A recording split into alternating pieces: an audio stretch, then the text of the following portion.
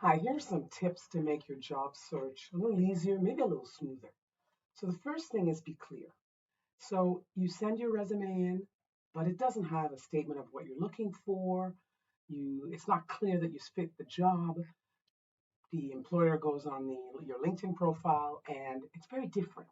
So you may have different desires, but keep in mind some hiring managers might be looking at your resume and saying, this person says, I'm looking for this kind of role on LinkedIn, but they're applying for my role, which is very different, and may think, I'm not going to hire them because they're going to stay a very short time in the job while they're looking for this job.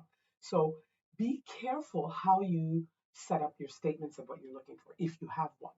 It's very important. It's important that you have different interests, but if they're so very varied, consider a resume that's tailor made for the job you're applying for. I'm not saying fabricated, but tailor made, and another one for the other job. So make sure that there's some sort of consistency that runs through the different resumes and online profile. AI, yes, go ahead and use it, but I caution you. If you use it for a letter, a reach out email, your resume, you need to go back and check what comes out because it's not always fantastic.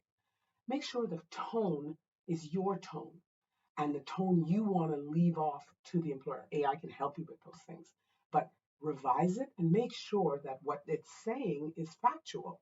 Like you might say, I'm tying in what I've done, what the company's done. Is it true what AI is giving you back as information? We've heard a lot of reports of artificial intelligence hallucinating. So make sure you check those facts.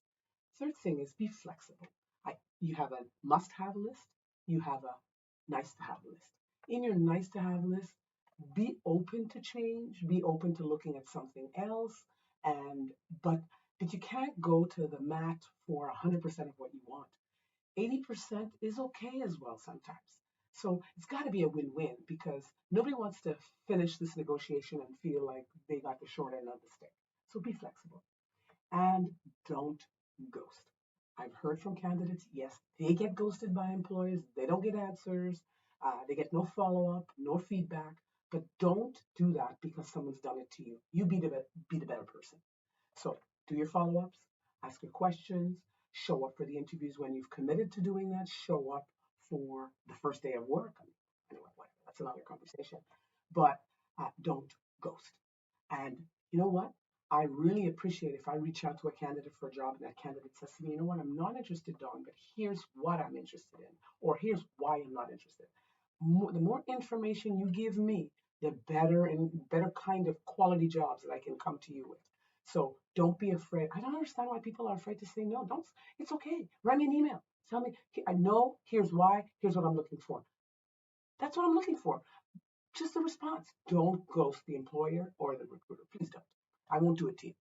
And I say it again, do your research. You really want the job? Show that you really want the job. You've done your research, you've tied in what you've done, you see what you bring to the table, and you see how they can benefit you too. So, what can you do for them? Don't forget that. Do your research. I'm Don Williams. I cruise on LinkedIn and on Twitter. Happy selling.